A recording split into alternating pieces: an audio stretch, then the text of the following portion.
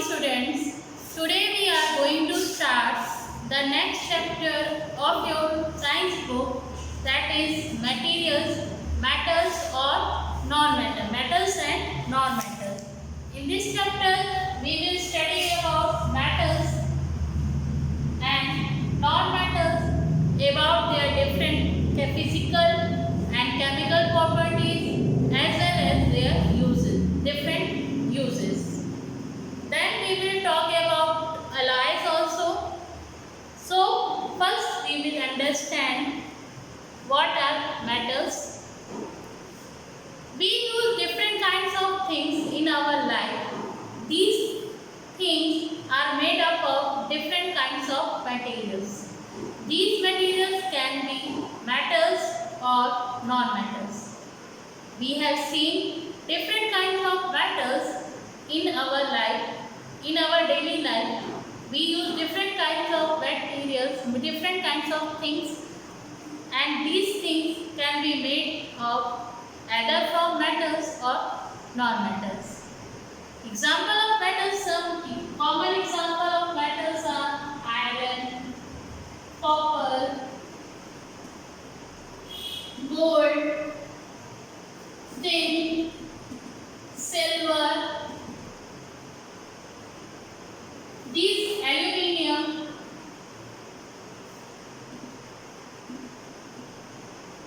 these are some very common examples of metals which we see in our daily life. Like iron is used, we see in nails, iron nails. Copper, the electric wires are made up of copper. Gold, jewelry, we are seeing jewelries of it. Tin, in many vessels they are used. Tin, silver, again jewelry, different kind of jewelries are made from silver. Aluminium foil is used to wrap food. You have seen aluminium foil, your mother would have used it to cover the food material. Similarly, some example of non-metals are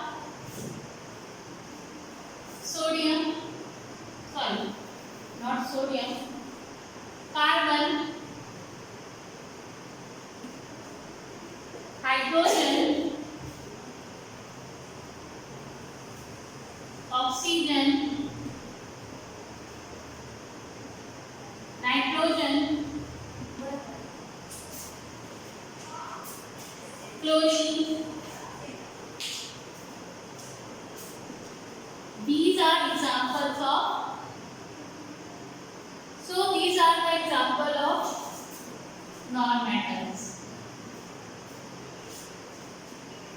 Copper, hydrogen, oxygen, nitrogen, chlorine. These are example of non-metals and these are example of metals. Now if we have to identify which materials are metals and which materials are non-metals, we have to look some properties, their properties. We have to identify the properties of metals and non-metals to understand which materials are metals and which materials are non-metals. So we will talk about some of the properties of metals and non-metals.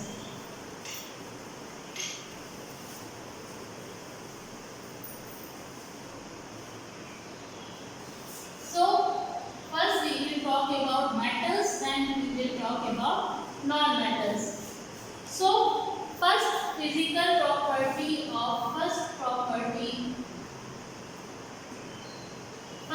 talk about physical property of metals.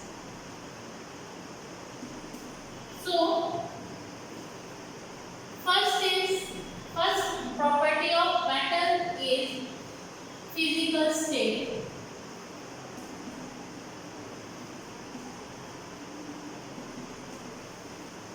Mostly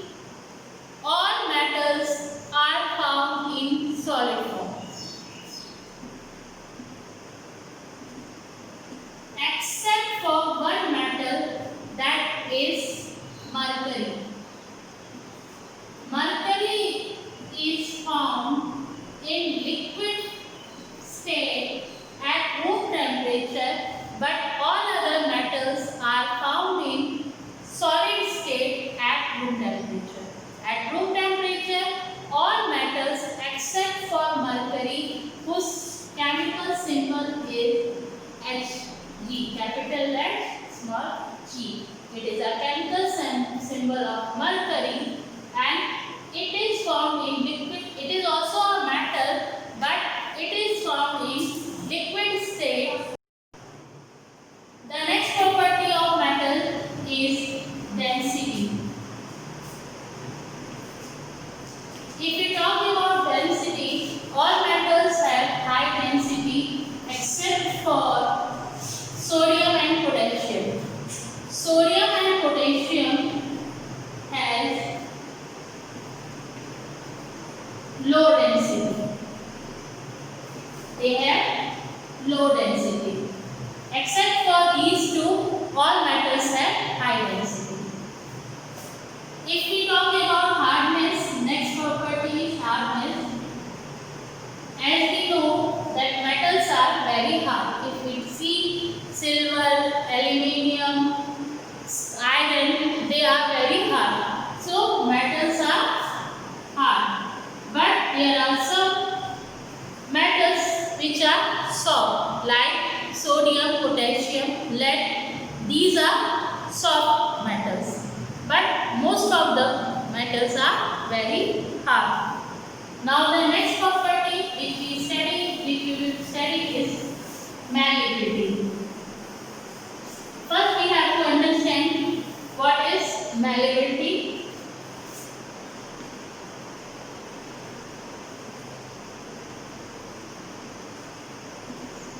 Malleability is that property of matter in which matter is beaten into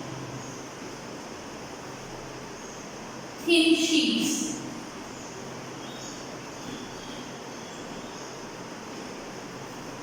When these metals are beaten with the help of hammer, they are converted into thin sheet. Like you have seen aluminium foil, it is so thin. It can be converted into so thin sheet because of its property that is known as malleability. Gold, silver, lead, aluminium, these have high malleability. Their malleability is very high. Zinc, this is a brittle metal. What is the meaning of brittle? When it is beaten, it breaks. It breaks very easily when it is beaten. So its malleability is very low. It is a brittle metal. Next is ductility. Next property of metal is ductility.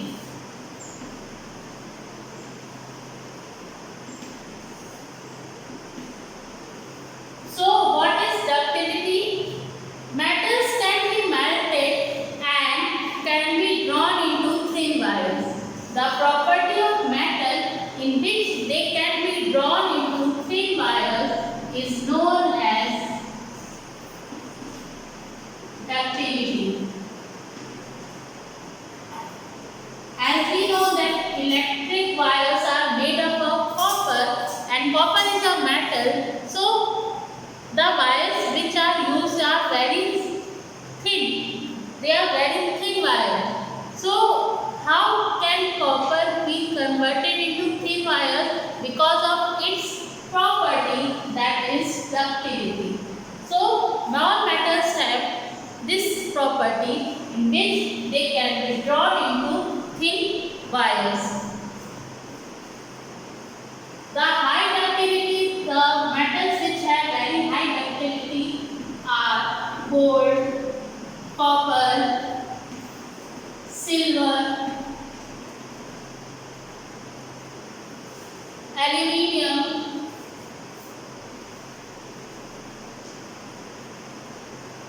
these metals have high ductility. Now the next property is good conductor of heat and electricity. Most of the metals are good conductors of heat and electricity. There are some metals which are not, which we will talk about, but most of the metals are good conductors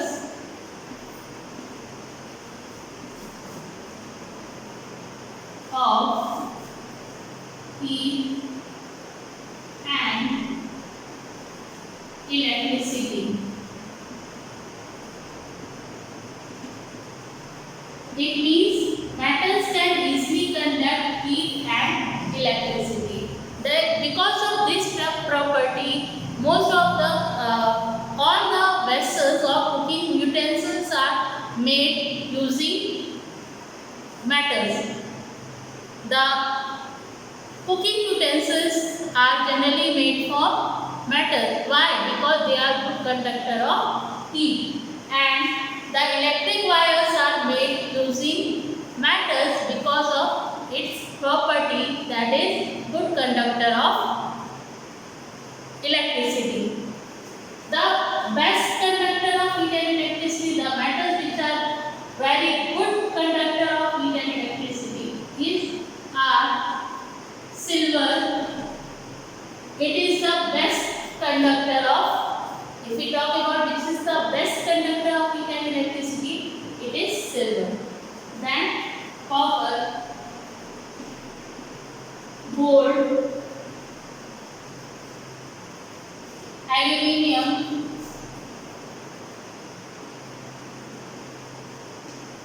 iron. These are the good conductors of heat and electricity. But there is a metal known as lead, and its chemical symbol is Fe. This is not a good conductor of heat and electricity. It is bad conductor. It is very bad conductor of heat and electricity. Except for lead, all other metals are good conductor of heat and electricity. And which is the best conductor of heat and electricity? It is silver. Now the next property is luster. Metallic luster.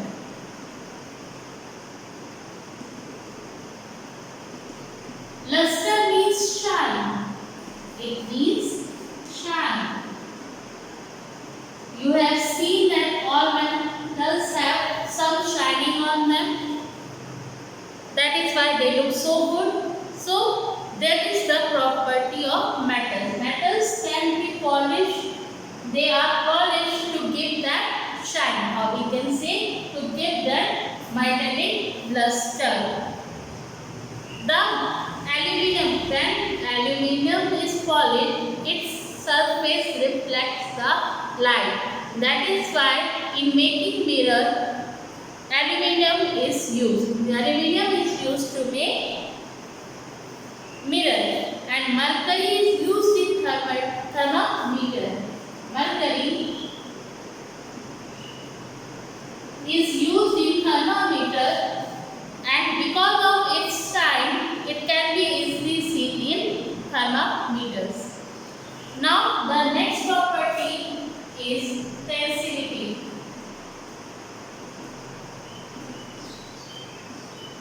Metals are very strong. They are very strong, and they have high ductility and malleability.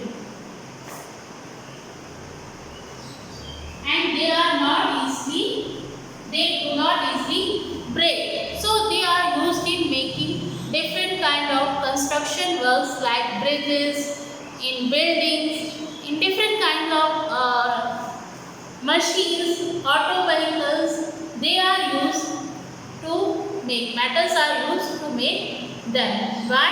Because they are very hard, very strong, they have high ductility and high malleability, because of which they cannot be broken easily.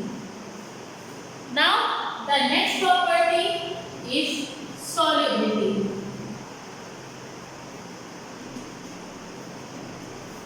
They are not soluble in water or any other organic solvent. They are generally dissolved in acid. We have to use acid to dissolve them.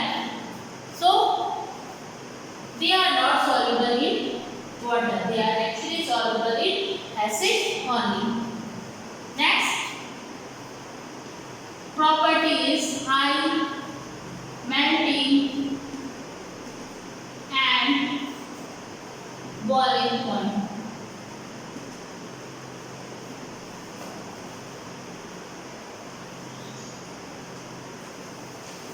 So first we have to understand what is melting point and what is boiling point. Melting point is the temperature at which a solid converts into liquid form. That temperature is known as melting point. And boiling point is that temperature at which a liquid can convert into vapor form, so or gaseous form. So the metals have very high melting as well as boiling point. Means the solid metal get converted into liquid metal at a very high temperature as well as into a vapor form at very high temperature. Example is tungsten. You have heard about a metal called tungsten, which is used in electric bulb. Tungsten, which is used in electric bulb, it has very high melting point, which is 3422 degree Celsius. At this temperature it gets melted, and that is why it is used in electric bulb, so that it cannot be melted. Next property is sonority. Sonority is related to sound. When we hit a metal, it produces a characteristic sound. That property is known as sonority. All metals produce a characteristic sound when they are hit. So that property is called as sonority.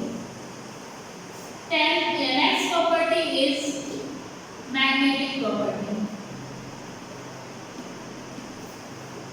Some metals do have magnetic property, or they are magnetic substances like iron,